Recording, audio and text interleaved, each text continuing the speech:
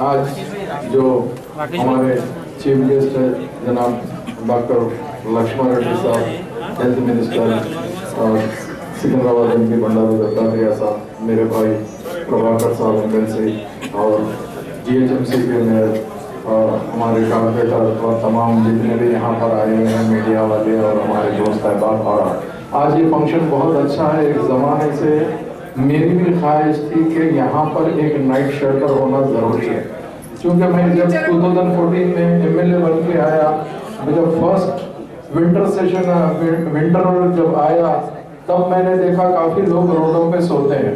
तो सबसे पहले हमने हबीबनगर इंस्पेक्टर के साथ में मिलकर, जो अब नामपल्ली इंस्पेक्टर है मिस्टर संजय, उनके साथ मिलकर जितने भी लोग वहाँ पे थे उनको लेके जाकिर हुसैन कम्युनिटी हॉल और दूसरी जगह हमने सुला के ब्लैंकेट देके हम ये प्रैक्टिस बनाए थे।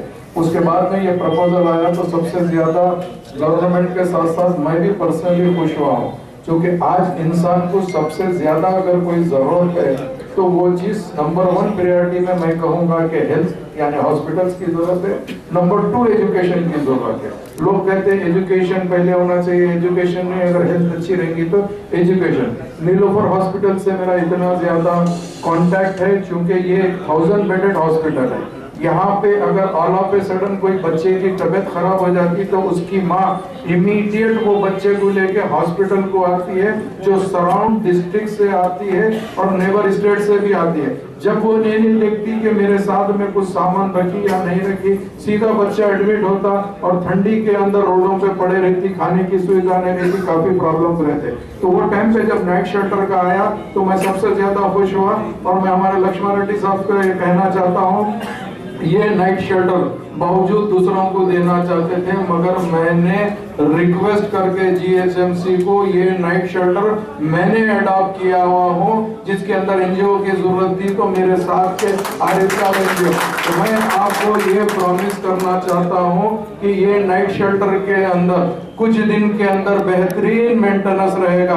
यहाँ पर जो रात को अटेंडर रहेगा वो नहा के फ्रेश होके जाएगा और रेगुलर बेसिस के ऊपर बेडशीट चेंज की जाएगी। एक काउंटर रखा जाएगा, काउंटर पे आदमी का नाम लिख के उसको बेडिंग दिया जाएगा ताकि वो बेडिंग बिछा लेके सोएगा और दूसरे दिन मॉर्निंग जमा कर देगा। एक सिस्टम पे नाइट शेल्टर चलाना चाहते हैं हम, जैसा कि आज होटल के अंदर रूम दिया जाता है उस तरीके से night shelter free of cost पूरे फैसिलिटीज के साथ, जरूरत पड़ने पर उन लोगों को नहाने के लिए साबुन, शैम्पू, जो जो चीज की जरूरत है वो तमाम चीज दी जाएगी ये नाइट शेल्टर के अंदर। ये जज्बे के लिए हमने यहाँ पर आया है और मैं हमेशा हमारे लक्ष्मण रेड्डी साहब से इंटरेक्शन में रहता हूँ और मुझे खुशी भी इस बात की होती है, जो हॉस्पिटल्स के लिए कहा जाता है वो तमाम चीज हमारे लक्ष्मण रेड्डी साहब पूरी करते हैं।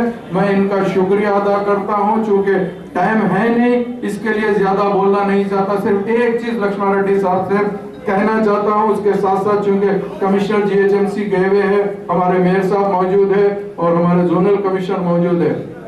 यहाँ पर नीलोफर हॉस्पिटल में अक्सर ये होता है कि लोग यहाँ पर जो अटेंडर्स रहते हैं, गरीबा रहते हैं, उनके लिए खाना लेके आके सर्व करते हैं। जैसे ही खाना लाते हैं कि लोग टूट पड़ते हैं उसके ऊपर। तो मैं यहाँ पर एक हमारे जोनल कमिश्नर साहब से मिलके एक अच्छे से एक कोई भी एक रूम और रेलिंग लगा के मैं फूड बैंक उसको यहाँ पे शुरू करना चाहता हूँ, ताकि जो लोग आए हैं वो खाना अपना जमा कराएंगे। हम हमारे आदमी लगा के लाइन में सिस्टमेटिक, जिसकी पैकिंग नहीं है उसको पैकिंग करेंगे और जो पैक्ड है उसको भी सही लोग, चूंकि लोग खाना बहुत वेस्ट करते हैं, तो ये भी हमारी सोच है ताकि एक अच्छा सिस्टम बन रहा तो पूरा सिस्टम अच्छे से हो। एक फूड बैंक भी यहाँ पर चालू हो जिसके अंदर कोई भी लाके अपना खाना जमा कर सकते हैं और वो अटेंडर को भी दिया जाएगा। और कहीं मर्तबा अगर वहाँ खाना नहीं रहेगा तो जो भी सुविधा होती हम लोग आगे बढ़ के ये काम करने को तैयार है।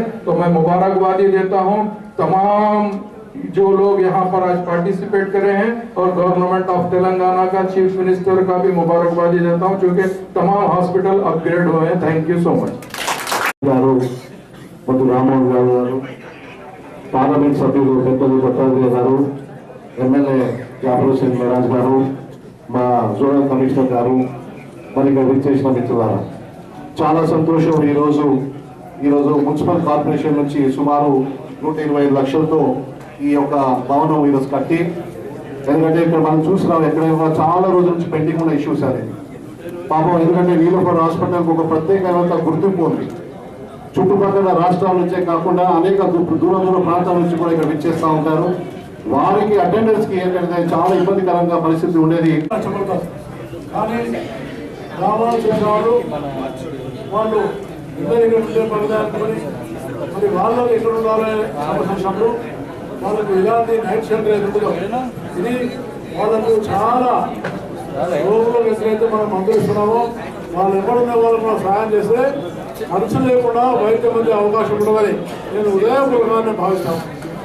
ఎందుకంటే హాస్పిటల్ ఖర్చు కన్నా వాళ్ళు వచ్చి లాడ్జీలో ఉండేది నేను బయట ఉండేదానికే ఖర్చు ఎక్కువ ఉండదు. భోజనం ఎన్నో మీద చేస్తారు, కానీ ఉండడం అనేది మహిళలకు చాలా కష్టం. అందుకని ఈ నైట్ షెల్టర్ చాలా సంతోషం. మున్సిపల్ కార్పొరేషన్ వాళ్ళు మరియు ఎమ్మెల్యే గారు చొరవ తీసుకొని, ఎమ్మెల్సీ గారు కూడా చొరవ తీసుకొని ఈ యొక్క నైట్ షెల్టర్ను బాగా తయారు చేయడం చాలా సంతోషం. నేను లక్ష్మణరెడ్డి గారిని కోరుతున్నాను, తప్పకుండా ఉస్మానియా హాస్పిటల్లో సిటీలో ఉన్నటువంటి అన్ని హాస్పిటల్లో నైట్ షెల్టర్ కానీ అందిస్తే నా పార్లమెంట్ నిధుల నుంచి నేను తప్పకుండా నిధులిస్తానని మీకు ఉదయపూర్వకంగా నిర్వహిస్తాను. ఎందుకంటే ఇది చాలా ఉపయోగకరమే.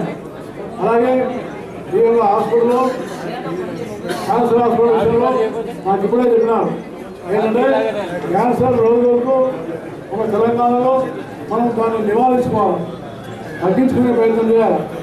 అలాంటి దానికి తెలంగాణలో రోజు ఇక్కడ మన క్యాన్సర్ హాస్పిటల్లో 500 మంది అవుట్ పేషెంట్లు వస్తున్నారని, క్యాన్సర్ బాగా పెరుగుతుందని ఒక వార్తలు రావడం ఇది చాలా ఆందోళనకరమైన విషయం.